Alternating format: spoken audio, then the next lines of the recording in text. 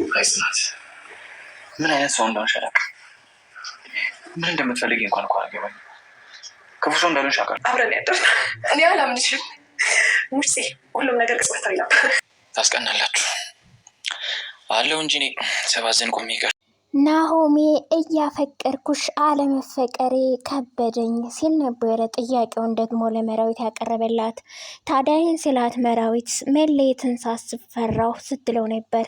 ናሆሜ ምርጫሽን አከብራለሁ አታፈቅርኝም ወይ ሲል ሲጠይቃት መራዊት ታዲያ በጣም አፈቅርሃለሁ የሚል መልስ ሰጥተዋለች።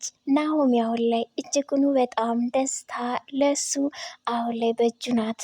እጅግ ደስ የሚል ጊዜ አብረው እየተዝናኑ ነው። በተቃራኒ ደግሞ እንግዲህ የምንወዳቸው ኪራና ጽ ደግሞ አሁንም በዛው ባሉበት ክፍተቱ እንዳለ ነው። በፍጹም እሱም ቢሆን እስቲል ምክንያቱን እያብሰለሰለ ነው። መልስ አላገኝም።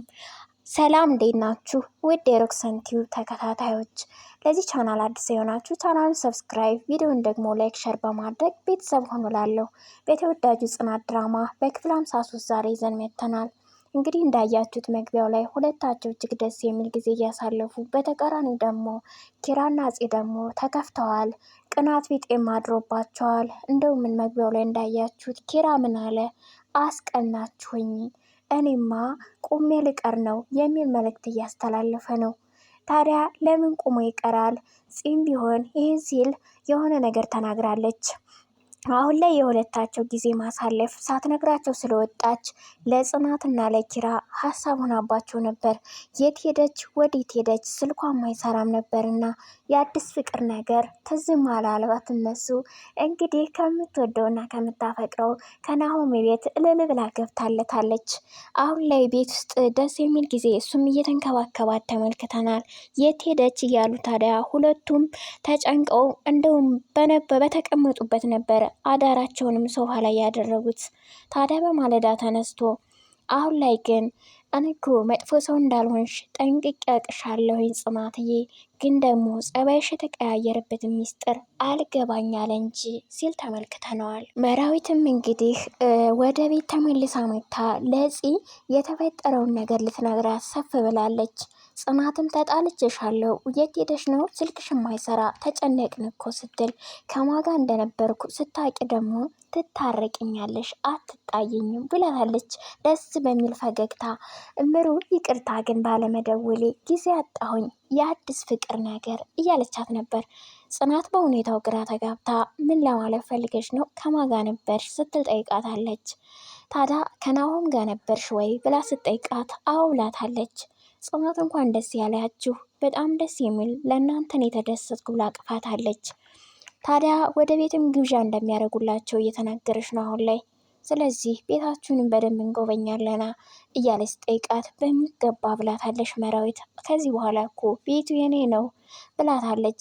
እስካሁንም ዝም ብዬ ያሳለፍኳቸው ቀናቶች እንዲሁ ጸጽተውኛል፣ ፍቅር እንዴት አባቱ ደስ እንደሚል እኮ ብላታለች። ጽናት ታዲያ በእነሱ ፍቅር በጣም ተደስታለች ይህን ስትላት። አሁን ላይ ኪራም ወደ ናሆሜ እንግዲህ ናሆሜ ጠርቶት ነበርና ደውሎ ሄዶ የተፈጠረውን ነገር ሲነግረው እሱም ደስተኛ ሆኖ አይ እንዲሁ ስመለከት እኮ ደስታን ከርቀት አየሁት ብሎት ነበረ ኪራ ናሆሜን። አሁን ላይ እንግዲህ ሀሴት ማለት ነው ግቢ ውስጥ አለችና ያው ሄኖክም የእሱ ጓደኛ የስራ ባልደረባው የኪራ ጓደኛ መጥቷል። እንደምናውቀው ቤት ውስጥ ነው ያለውና ወደ እሷም ሂዶ አሁን ላይ ግን ተለውጠሽብኝ ዝምታውንም አበዛሹ እያላት ነው። ሀሴት አንተ እኮ ነህ ለዚህ ሁሉ ነገር ያደረስከኝ ብላ ስትናገር እሱም አንዳንድ ወቀሳዎችን አንስቷል። በተለይ በአባቷ ዙሪያ ከትምህርቱ ገበታም በሱ ምክንያት እንደተፈናቀለና ሳይማር ሳይጨርስ እንደቀረ እናቱ እንደተከፋችበት ሲነግራት ይገባሃል፣ ከዚህም በላይ መሆን ነበረብህ እንኳን ስትል ነበር የመለሰችለት። በዛን ሰዓት አትናገሬኝ ከዚህ በላይ ሲላት ምን ታመጣለህ? እኔ እኮ የአባቷ ልጅ ነኝ፣ ይለይለት አንፏለማ በማለት በጥፊ ነበር የመታችው። ታዲያን ስታረግ ድንገት ጽናት ወደ እነሱ መታ ነበር። ምንድን የተፈጠረው? ደንግጣ ነበር በሁኔታው። ታዲያ በሁኔታው ምን አጋጥሟቸው ነው እያለች ጥያቄ ፈጥሮባት እነሱንም መጠየቅ አልፈለገችም። እነሱም ቢሆን ከቦታው ወደውን ነበር የተሰወሩት። ይሄ ነገር ለጽናት እንዴት ልትመታው ቻለች? ትናንት እንግዳ ሆኖ የመጣ ሰው እሷ ምስቴል እንግዳ የሚል ነገር የፈጠረባት ጥያቄ ይመስለናል አድማጭ ተመልካች። ይህን ጉዳይ ታዲያ ጽናት በቸልተኝነት አልያዘችውም እና ለጓደኛዋ ለሰኒ ተገናኝተው ነበርና ከሰናይት ጋር ከጓደኛዋ ጋር ያለውን ነገር ሁሉ የተፈጠረውን በሀሴትና በሄኖክ ጉዳይ አውርታታለች። ታዲያ በዚህ በቅስፈት በዚህ በትንሽ ጊዜ ውስጥ ለዚህ ሁሉ ምን ሊዳርጋቸው ይችላለች ትገምቻለሽ? እኔ ሁሌም ቢሆን አንዳንድ ነገሮችን እጠራጠራለሁ እና አሁን ላይም እዛው ላይ ነኝ እያለቻት ነው። ስለዚህ እንደፈለጉ ቢሆኑ ችግሬም ግን ኪራዬ እንዲጎዳ አልፈልግም ስትል ሰኒ ታዲያ እውነቱን እንግዲህ እናውቀዋለን ቀስ እያልን ደግሞ ስለ አንቺ ጉዳይ የሆነውን ነገር እና ምክንያትሽን የራቅሽበትን ኪራ ቢያቅ በጣም እንደሚጎዳ እርግጠኛ ነኝ። አሁን ላይ ግን ነግረሹ ቢሆን እኮ መፍትሄ ሊያመጣ ይሆናል እና ደግሞ እያለች ስትነግራት በፍጹም እሷ ግን ሀሳቧን አልቀየረችም። ለፍቅር ስል ነው ስትል ነበር የመለሰችላት።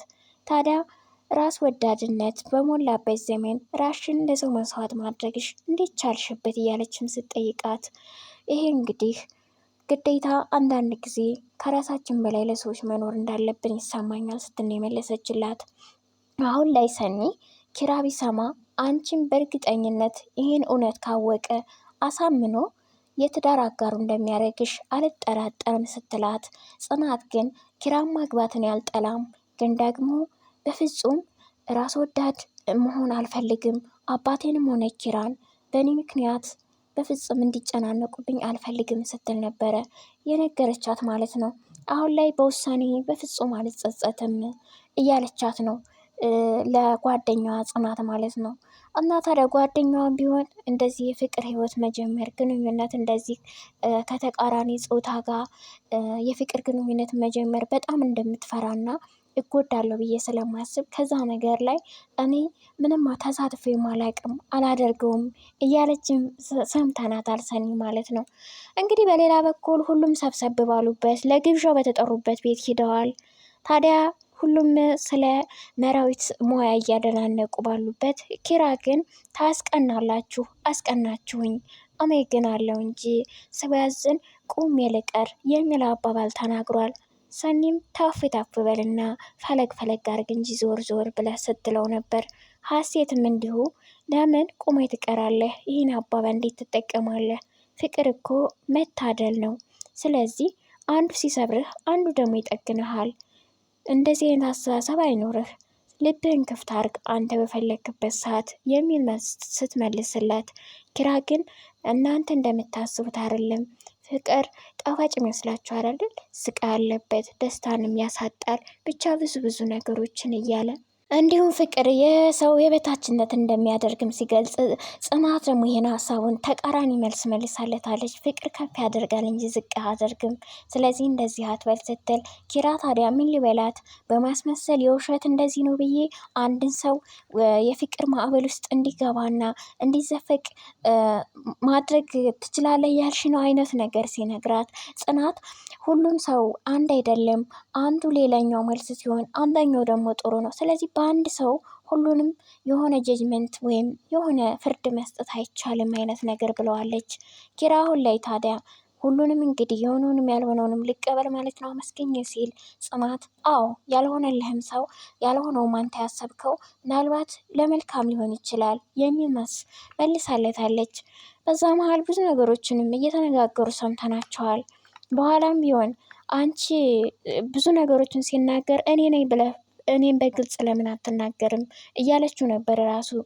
ምክንያቱም እሱ አንዳንዶች ሲሰብሩና አንዳንዶች ደግሞ ህይወታችንን ይዘበራርቁታል፣ ያቆስሉናል የሚል ነገር ሲናገር አንቺ ነሽ ብልሽማ አላፍርም፣ ምክንያቱም አድርገሽዋል እያላት ነበር።